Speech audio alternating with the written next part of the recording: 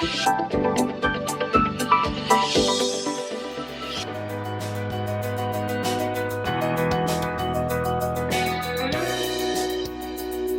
Good evening, Nimish. We have had a fantastic day so far. We have had about nearly 1,000 people online. It's our pleasure to host Nimish Gupta. He's a business and thought leader in real estate and real estate finance, design and engineering, a fellow of the Royal Institute of Chartered Surveyors.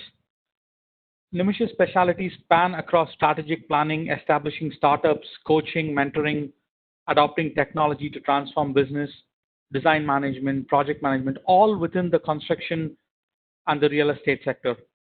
Nimish, it's a pleasure to have you here, and we are hoping to learn and from you about how to keep things simple with the various stakeholders that we come across in our day-to-day lives, right? And what is the new norm in stakeholder communication? Looking forward to hear more from this on this topic from you. To all our participants, Nimish is a fantastic person to tell us all about stakeholder because I just recently found out that he can speak to stakeholders in 14 different Indian languages. So that must help as well, Nimish. So over to you. Thanks a lot, Kaushik, and Jai Hind, Jai Bharat. I hope all of you are enjoying your day. Despite the challenges we are in, we possibly will try and make the most of it in terms of what we want to achieve today. Now, while Kaushik did mention brick and mortar, the session I actually want to do is moving away from artificial intelligence to cognitive and emotive intelligence around communication. So when we talk about effective communication, I think what is extremely important to understand that there is a big difference between technical manager and a leader, and that difference is communication. Communication, which has been seldom taught in our colleges, I think the most you would possibly try and do while trying to do a bit of communication is do a bit of mimicry or try and muster enough courage to approach a girl and make sure that you propose in the right sentences and the words over there. That's possibly where we were left high and dry in terms of what should be our approach to manage communications while we get into managerial and leadership positions. Result is when you get into the industry, and I'm talking about sector agnostic approach over here. When you get into the industry, you possibly do not understand what is stakeholder management. There is very poor stakeholder management because of lack of communication skills with most of us. While world has changed rapidly, guys, pandemic, technology adoptions, we just heard about what technologies are trying to do as in terms of disrupting what is happening in the world across the sectors. Last but not the least, internet slangs. Internet slangs have intruded into our communication protocols, into our communication channels, into our communication methods. That has not just basically resulted into challenges, but in diminishing writing skills. I'll give you an example so that slightly ridiculous, but a hilarious one also. While I was at RICS, and I continue to be when I say I was at RICS, I was also trying to teach our schools of built environment. We produce where we produce the future talent for the next generation in the construction industry. And I would be a professor over there for the subjects related to project management and construction management and cost management. And when the exams were, when the kids will take the exams, the answer copies will have internet slangs written in it. So now, unless I'm a new age professor, it will be very difficult for me to decipher what is being written as TX or TTYL. So it's important that we try and make the most of it while we are looking at effective communications also. I have a very short time to go through what I actually wanted to cover, and communication itself is as such a huge topic. There is no end to what we can discuss, whether we talk about listening, whether we talk about communications, principles, key elements, and areas of non-verbal communication skills, which I'm a big fan of, and what we can do to basically manage conflict and be a great communicator. But last but not the least, how do we make sure that we make giving and receiving feedback an important element of our communication skills? I'm just assuming at the end of this session, if it can make some of you understand the importance of communication in today's world, if it can generate some active listening skills within a few of you, sow the seeds of being an effective communicator in future, and understand the mishmash of relationships and an era of informational overload. How do you make most of it without losing yourself in the jargons and in that huge informational jungle you are in today? So let me go to the actual meat over here. Let's try and understand the theory. Essentially, what we have is a sender, a receiver, a message in between, and a channel which makes sure that it happens. So while we are talking about, it has multiple variables, basically, and factors. But once you absorb basic principles, it can fetch you large dividends personally and professionally. So let's try and explore more. We will try and cover each one of these in slightly more details when we get into future slides over here. And I've deliberately kept slides over here, which I'll discuss later on. You will understand why I actually have tried keeping slides while I could have easily talked about it. When we talk about communication, the traditional picture, people think being an orator or a prolific WhatsApp writer is being a good communicator, and somebody who is very prompt in actually responding on WhatsApp, or for that matter even on emails, or being a good or just being a good orator is being a great communicator. No, we are talking about monologue over here. This is a one-way street, wherein we talk about emails or verbal duel leading to verbal diarrhea at times, fear of missing out, which forces people to respond without any thinking, and more often than not, while they have written, it's like a guerrilla warfare. You post your opinion and then rush away from it because you're scared of feedback. While when we talk about it, for us and for every leader, communication is never complete unless there is a dialogue between two individuals, wherein the receiver becomes the perceiver and starts giving feedback, starts receiving the intent, the perception of the message, the feelings, body language, and at times between the lines messages which are being given by the sender. So we are talking about perception over here. In that case, I would like you to see this video, which quite a few of you might have seen this on WhatsApp already, and it depicts a dialogue between a father and a daughter. No words are spoken, but conveys everything. Just go for it. It is just 2 minutes, guys, and I'm sure you will understand what is coming through here. This is a father who has come from a 3 months of quarantine, has met his daughter after 3 months. No words over here, guys. You can see the communication in the eyes of the father and the daughter. Unfortunately, it's amateurishly shot, so you won't be able to see a video the way you want to. But it was a heart-moving video, which actually quite depicts what I want to say over here. You definitely do not need words all the times to communicate what you want to do. See the language pursuing between the daughter and the father. You can see the gentle nod of the head by father and the daughter, as if they are questioning and answering between the eyes itself without saying any words. Right, guys, let's go ahead. See the language, see the feelings, and let's understand what we want to say over here. Perception.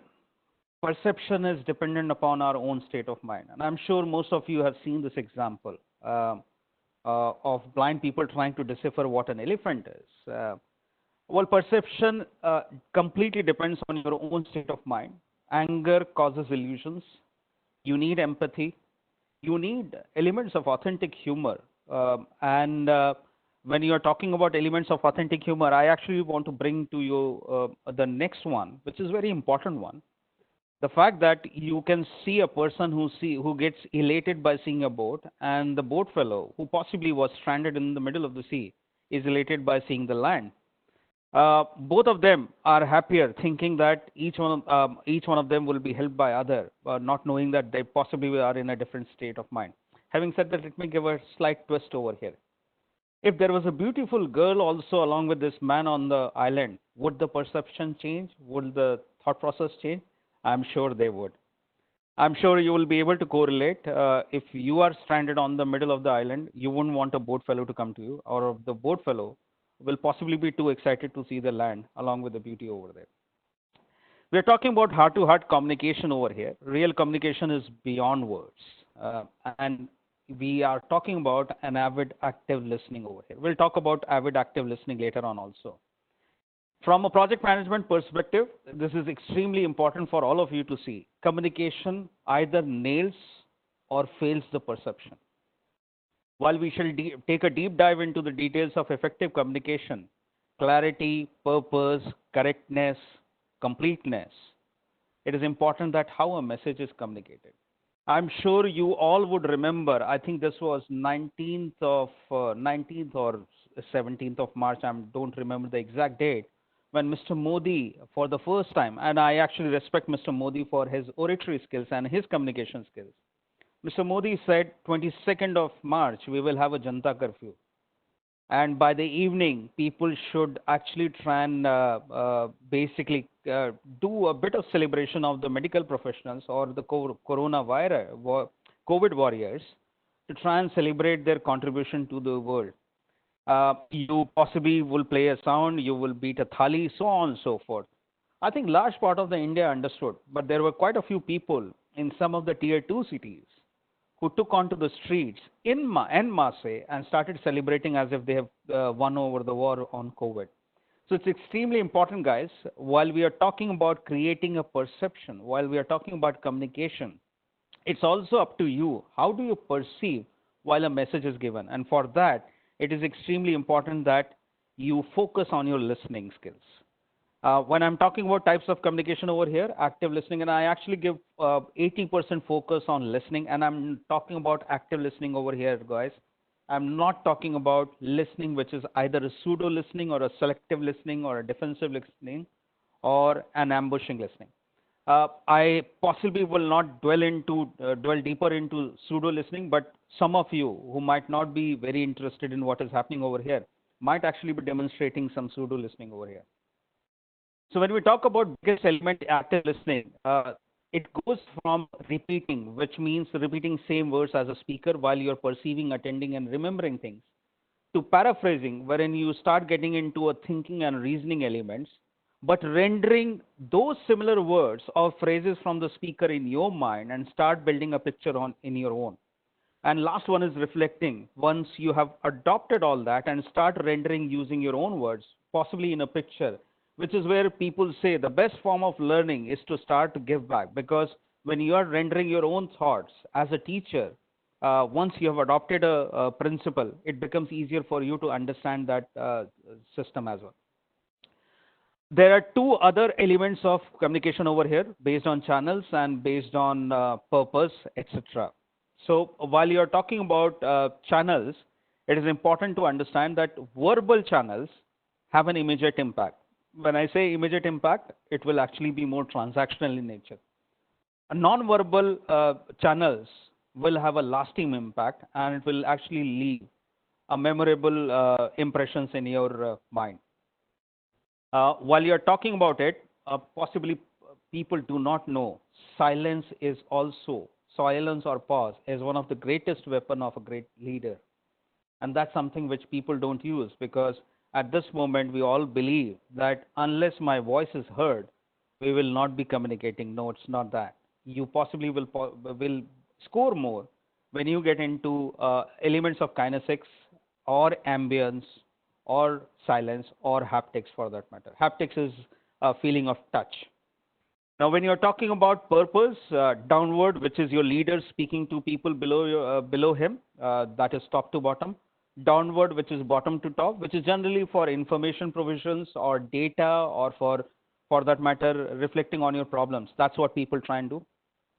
On the informal basis, you have lateral, diagonal, which is within an organization. But the worst one in an organization when it actually loses all dimensions is grapevine. I will come to grapevine later on when we talk about change world today, when we are talking about how the new norm has happened in the stakeholder management through communication. What does grapevine mean with respect to current scenario? And that's extremely important again, guys. So let's move over to understanding the channels of communication. When you look at verbal communication, this is like news read by a Doordarshan news reader. If you remember the times of 90s, when one of the most boring program on Doordarshan, but we didn't have any option in those days, but we still used to listen to what was happening, was a news reader of Doordarshan who would do a plain speaking. He would just read out words on words, words by words, sentences by sentences, without any emotional referencing, which means you possibly will read a sad news and a good news in the same language without any changes. On a vocal thing, which most of the great leaders and effective communicators do, is manage your voice modulation. How do you modulate your voice to create an emphasis, to make sure that you speak at a space, you speak at a pace wherein people are able to comprehend you, perceive you properly, and are able to basically get into a mode of reflecting listening rather than just repeating listening, or possibly for that matter pseudo listening as well. Last but not the least, which is the most important one, is the visual one. Whether these are your eye contacts, your facial expressions, gestures, postures, other body languages, which creates a lasting impression. There was a study created by Mr. Albert Mehrabian, a renowned professor of psychology in University of California. If you read it through, verbal leaves a 7% impression, and that's the absorption rate. Vocal has 38% absorption rate, and visual has 55%. So if you guys try and link up body language, the visual and the vocal one, you have a whopping 93% chances of absorption of your communication.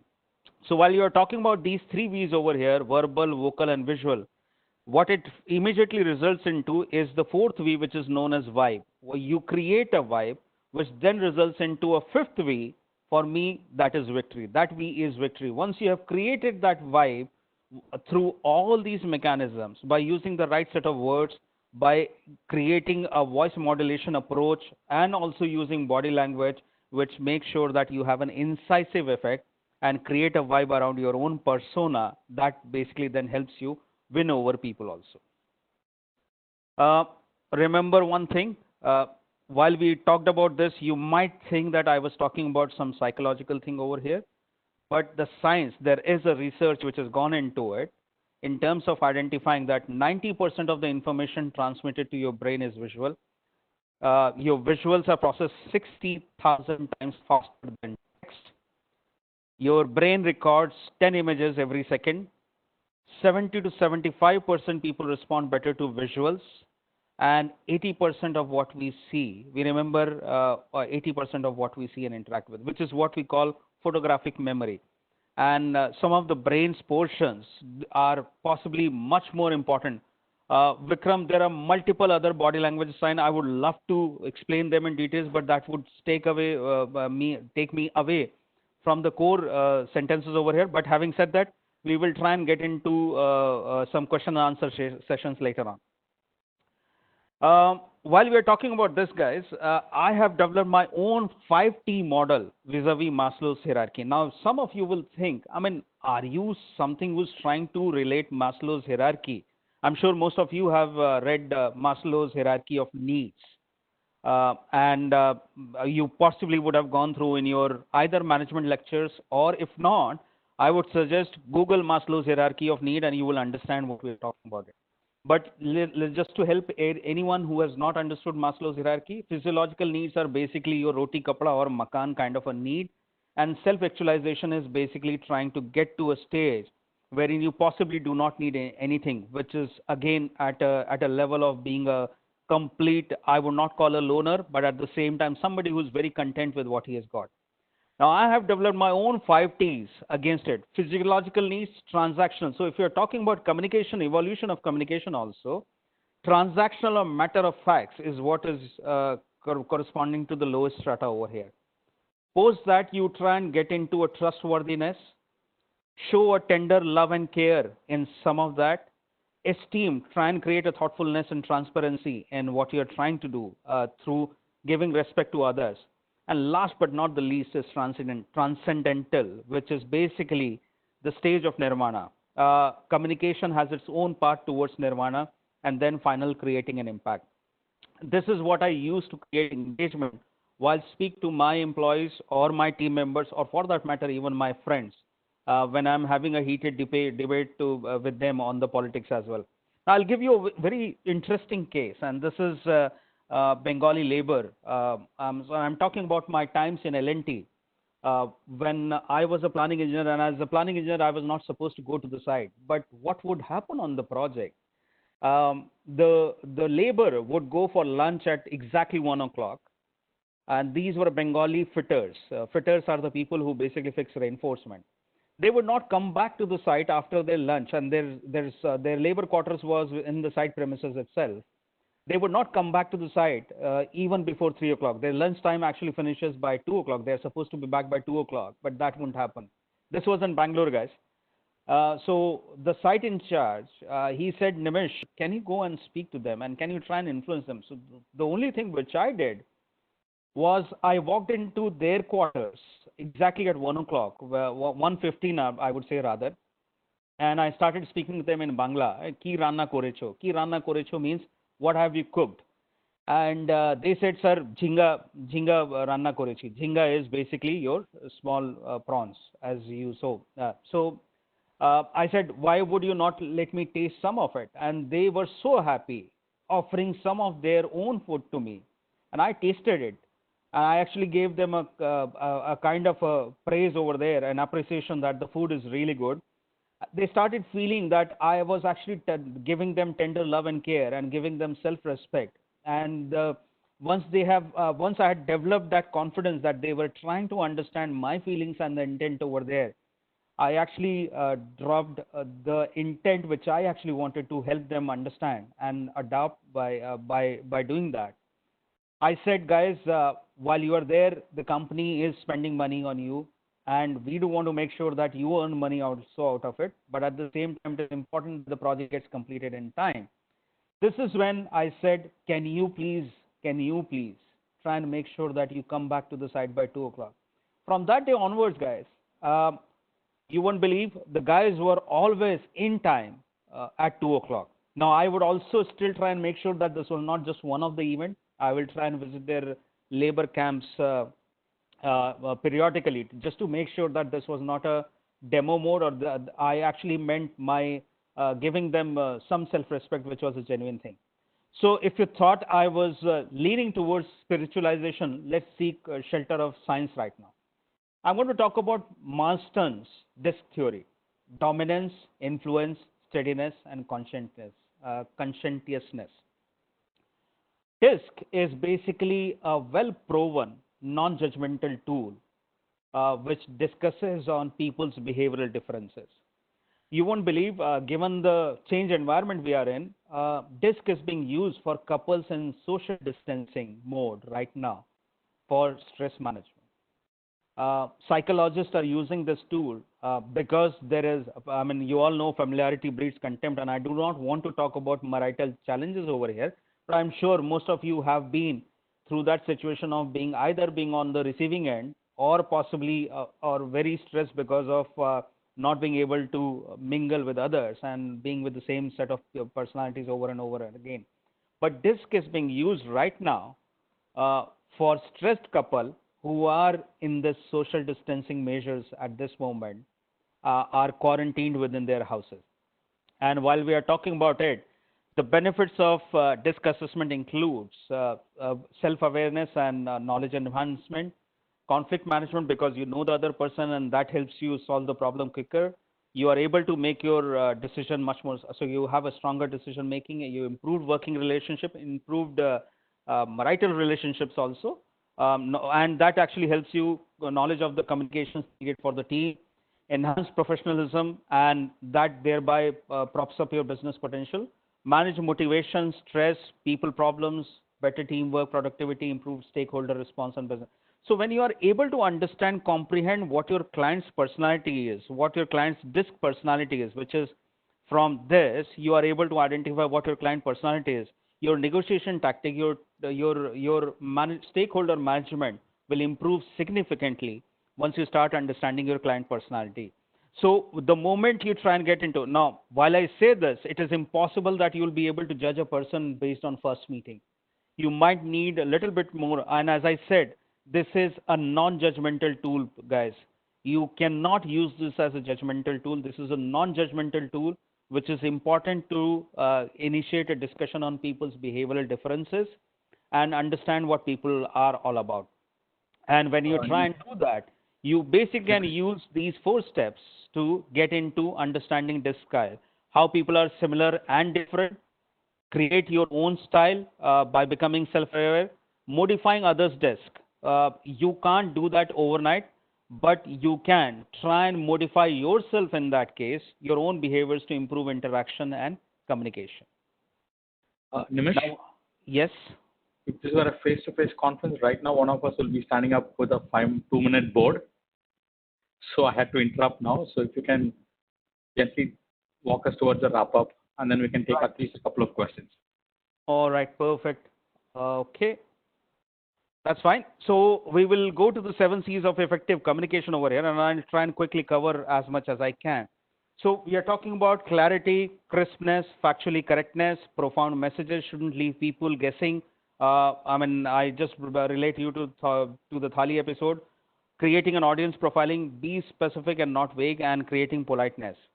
And ensuring that you have an authentic humor in it. So while we are looking at channelizing channels over here, non-verbal we have discussed using kinesics, haptics, ambient silence, and written basically is Shakespeare. So the words actually mean a lot over here.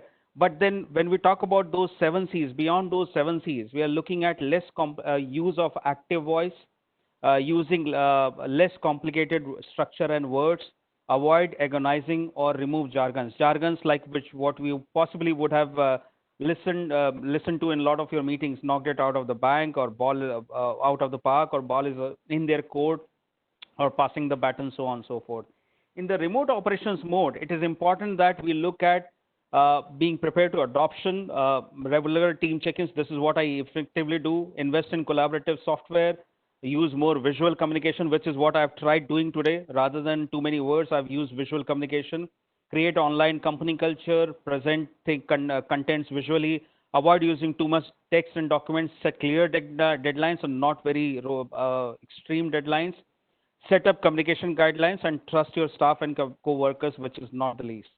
Communication plans, and this is something which I would request, if for your managerial purposes, you can refer PMBOK, which offers great knowledge on project communications. Use it as a template for managerial purposes.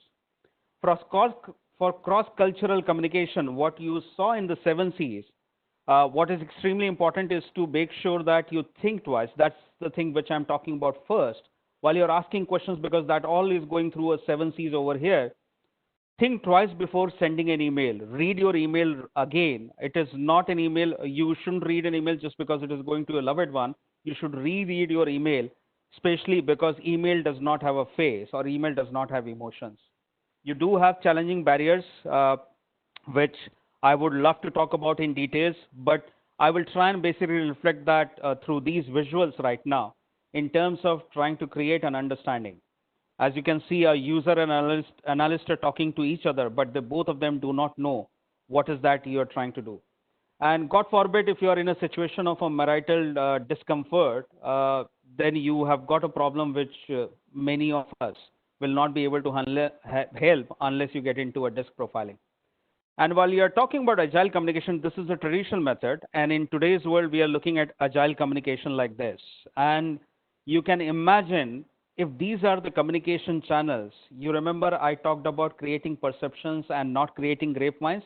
It is important that you streamline those communication through that information overload which is happening through your collaborative software and technologies, and make sure that you remove the clutter out of your mind and believe on those principles which were given over there. With that, I'll just reflect on a person whom I actually appreciate a lot for his communicative skills.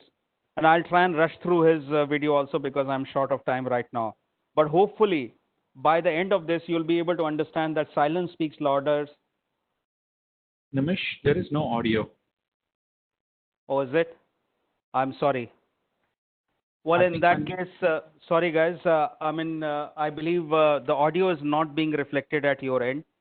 Uh, but if you can try and if you can Google this out on YouTube, the memorable speeches by Atal Bihari Vajpayee. This is just a 2.5 minute video, which will help you understand how a silence and a pause can emphasize the effectiveness of your communication.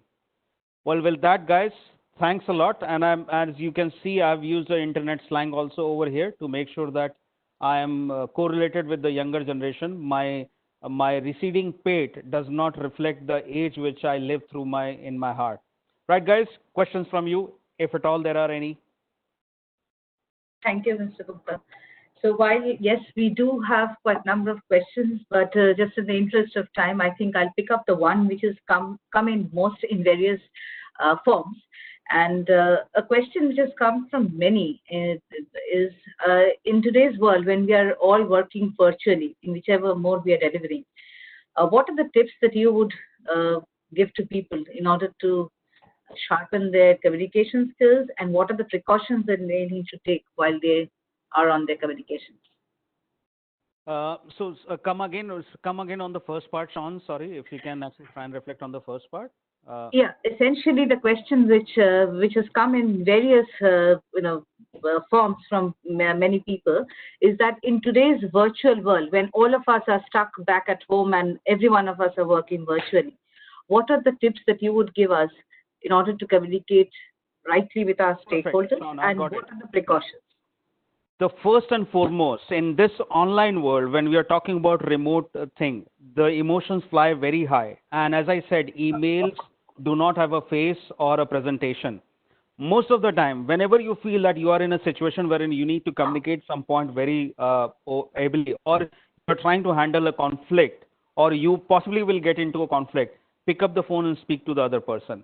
Make sure while on the urgency thing, people say that, sorry? End of gadgets.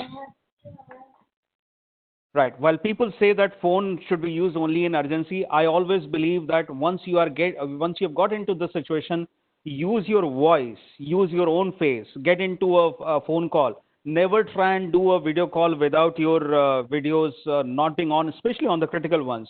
Yeah, somewhere you have to be passive. That's where you should not pop up. But in such cases wherein you are supposed to speak, make your presence felt by ensuring that you are switched on the video. Ritwij has also asked a very important question. What tool you use to correct miscommunication, wrong notions? Ritwij, it is very difficult to say, but at times when you have incorrectly communicated or miscommunicated, I think the first and foremost thing is to pick up the phone and say sorry to the other person. Very difficult, but easier and does the job much better than anything else. Thank you, Mr. Gupta. Very insightful. And yes, for each and every one of us, and especially for those of us who are on managerial positions, communication is the key. Thank you very much for an insightful session. Thank you, Sean. And thanks a lot, everyone. Great to have met all of you online. And I hope we will be able to share a lot in future, in physical terms.